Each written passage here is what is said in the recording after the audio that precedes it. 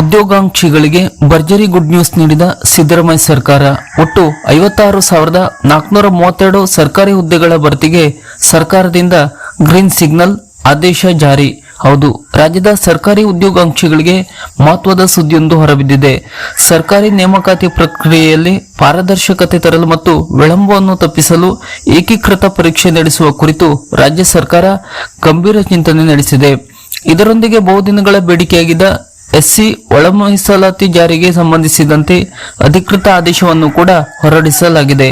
ಪರಿಶಿಷ್ಟ ಜಾತಿಯ ಮೀಸಲಾತಿಯನ್ನು ಹಂಚಿಕೆ ಮಾಡುವ ಕುರಿತಾದ ಹೊಸ ಒಳ ಮೀಸಲಾತಿ ವ್ಯವಸ್ಥೆಗೆ ಸರ್ಕಾರ ಮಂಗಳವಾರ ಅಧಿಕೃತ ಆದೇಶ ಹೊರಡಿಸಿದೆ.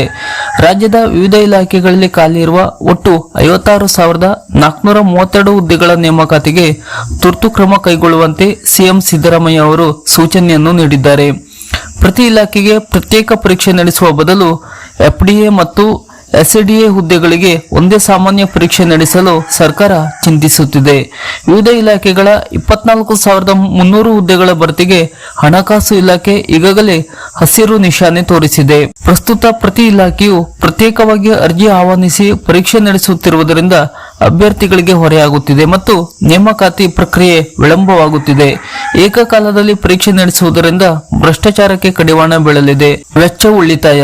ಇಲಾಖಾವಾರು ಪ್ರತ್ಯೇಕ ಪ್ರಶ್ನೆ ಪತ್ರಿಕೆ ಸಿದ್ಧಪಡಿಸುವ ಮತ್ತು ಪರೀಕ್ಷೆ ನಡೆಸುವ ಆಡಳಿತಾತ್ಮಕಕ್ಕೆ ವೆಚ್ಚ ತಗಲಿದೆ.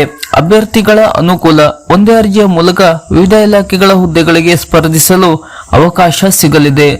ರಾಜ್ಯ ಸರ್ಕಾರವು ಪರಿಶಿಷ್ಟ ಜಾತಿಗಳಿಗೆ ನೀಡಲಾಗುತ್ತಿದ್ದ ಮೀಸಲಾತಿ ಪ್ರಮಾಣವನ್ನು ತಾತ್ಕಾಲಿಕವಾಗಿ ಪರಿಷ್ಕರಿಸಿದ್ದು, ಹೈಕೋರ್ಟ್ನ ಅಂತಿಮ ತೀರ್ಪಿಗೆ ಒಳಪಟ್ಟು ಹೊಸ ಒಳ ಮೀಸಲಾತಿ ನೀತಿಯನ್ನು ಜಾರಿಗೆ ತಂದಿದೆ. ಈ ಹಿಂದೆ 17% ಪರಿಶಿಷ್ಟ ಜಾತಿಗಳ ಮೀಸಲಾತಿಯನ್ನು ಸದ್ಯಕ್ಕೆ 15% ಸೀಮಿತಗೊಳಿಸಲಾಗಿದೆ.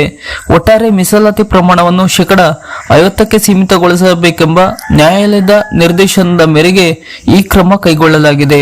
ಇನ್ನು ಪರಿಶಿಷ್ಟ ಜಾತಿಗೆ ನಿಗದಿಪಡಿಸಿರುವ 15% ಮೀಸಲಾತಿಯನ್ನು 3 ಪ್ರವರ್ಗಗಳಾಗಿ ಈ ಕೆಳಗಿನಂತೆ ಹಂಚಿಕೆ ಮಾಡಲಾಗಿದೆ. ಪ್ರವರ್ಗ ಎ 5.25%, ಪ್ರವರ್ಗ ಬಿ 5.25%, ಪ್ರವರ್ಗ ಸಿ 4.5%.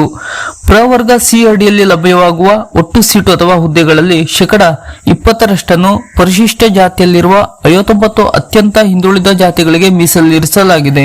ಒಂದು ವೇಳೆ ಈ ಜಾತಿಗಳ ಅಭ್ಯರ್ಥಿಗಳು ಲಭ್ಯವಾಗದಿದ್ದರೆ ಮಾತ್ರ ಅವುಗಳನ್ನು ಪ್ರವರ್ಗ ಸಿ ನ ಇತರೆ ಜಾತಿಗಳಿಗೆ ವರ್ಗಾಯಿಸಲಾಗುತ್ತದೆ. ಸರ್ಕಾರದ ಈ ಹೊಸ ಆದೇಶವು ಈಗಾಗಲೇ ಚಾಲ್ತಿಯಲ್ಲಿರುವ ಮತ್ತು ಮುಂದಿನ ನೇಮಕಾತಿಗಳ ಮೇಲೆ ನೇರ ಪರಿಣಾಮ ಬೀರಲಿದೆ. ಒಳ ಮೀಸಲಾತಿ ಅಳವಡಿಸದೆ ಹೊರಡಿಸಲಾಗಿದ್ದ ಎಲ್ಲ ಹಳೆಯ ನೇಮಕಾತಿ ಅಧಿಸೂಚನೆಗಳನ್ನು ಕೂಡಲೇ ಹಿಂಪಡೆಯಲು ಸೂಚಿಸಲಾಗಿದೆ. ಹೊಸ ಒಳ ಮೀಸಲಾತಿ ನಿಯಮದನ್ವಯ ತಕ್ಷಣವೇ ಪರಿಷ್ಕೃತ ಅಧಿಸೂಚನೆಗಳನ್ನು ಹೊರಡಿಸಿ ನೇಮಕಾತಿ ಪ್ರಕ್ರಿಯೆ ಮುಂದುವರಿಸಲು ಆದೇಶ ಕೂಡ ಜಾರಿ ಮಾಡಲಾಗಿದೆ. ನೇಮಕಾತಿಗಳಲ್ಲಿ ಈ ಮೀಸಲಾತಿಯ ಪ್ರಮಾಣವನ್ನು ಅನುಷ್ಠಾನಗೊಳಿಸಲು 400 ಬಿಂದುಗಳ ವರ್ತುಲಗಳನ್ನು ಪಾಲಿಸಬೇಕು. ಯಾವುದೇ ವೃಂದದಲ್ಲಿ ಪರಿಶಿಷ್ಟ ಜಾತಿಗೆ ಮೀಸಲಾದ ಹುದ್ದೆಗಳು 3ಕ್ಕಿಂತ ಕಡಿಮೆ ಇದ್ದರೆ ಅವುಗಳನ್ನು ಪರಿಶಿಷ್ಟ ಜಾತಿ ಸಾಮಾನ್ಯ ಎಂದು ಪರಿಗಣಿಸಲಾಗುತ್ತದೆ.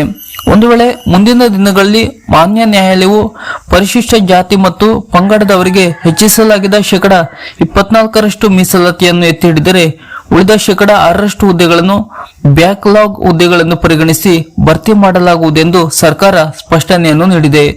ಆರ್ಥಿಕ ಇಲಾಖೆಯು ಈಗಾಗಲೇ ಅನುಮೋದನೆ ನೀಡಿರುವ 56,432 ಹುದ್ದೆಗಳ ನೇರ ನೇಮಕಾತಿಗೆ ಈ ಹೊಸ ನಿಯಮದನ್ವಯ ತುರ್ತು ಕ್ರಮ ಕೈಗೊಳ್ಳುವಂತೆ ಎಲ್ಲ ನೇಮಕಾತಿ ಪ್ರಾಧಿಕಾರಿಗಳಿಗೆ ಸೂಚನೆಯನ್ನು ನೀಡಲಾಗಿದೆ. ಇದು ರಾಜ್ಯದ ನಿರುದ್ಯೋಗಿ ಯುವಕರಿಗೆ ಹಾಗೂ ಮೀಸಲಾತಿ ನಿರೀಕ್ಷೆಯಲ್ಲಿದ್ದ ಸಮುದಾಯಗಳಿಗೆ ಅತ್ಯಂತ ನಿರ್ಣಾಯಕ ಬೆಳವಣಿಗೆಯಾಗಿದೆ. ಈ ಆದೇಶದ ಬಗ್ಗೆ ಹೆಚ್ಚಿನ ಮಾಹಿತಿಗಾಗಿ ಅಭ್ಯರ್ಥಿಗಳು ಸಂಬಂಧಪಟ್ಟ ಇಲಾಖೆಯ ಅಧಿಕೃತ ವೆಬ್ಸೈಟ್ಗೆ ಲಾಗಿನ್ ಆಗುವುದರ ಮೂಲಕ ಗಮನಿಸಬಹುದು. ಇದು ರಾಜ್ಯ ಸರ್ಕಾರ 56,432 ಸರ್ಕಾರಿ ಹುದ್ದೆಗಳ ಭರ್ತಿಗೆ ಗ್ರೀನ್ ಸಿಗ್ನಲ್ ನೀಡಿರುವ ಮಾಹಿತಿ. ಈ ಬಗ್ಗೆ ಸರ್ಕಾರ ಆದೇಶ ಕೂಡ ಹೊರಡಿಸಲಾಗಿದ್ದು, ಆದೇಶದ ಕಾಪಿಯನ್ನು ವಿಡಿಯೋದ ಸ್ಕ್ರೀನ್ ಮೇಲೆ ನೀಡಲಾಗಿರುವುದು. ಸರ್ಕಾರದ ಇತರದ ಇನ್ನಷ್ಟು ಮಾಹಿತಿಗಳಿಗಾಗಿ ನಮ್ಮ ಚಾನೆಲ್ ಅನ್ನು ಸಬ್ಸ್ಕ್ರೈಬ್ ಮಾಡಿ ನಮ್ಮನ್ನು ಕೂಡ ಬೆಂಬಲಿಸಿ. ನಮಸ್ಕಾರ.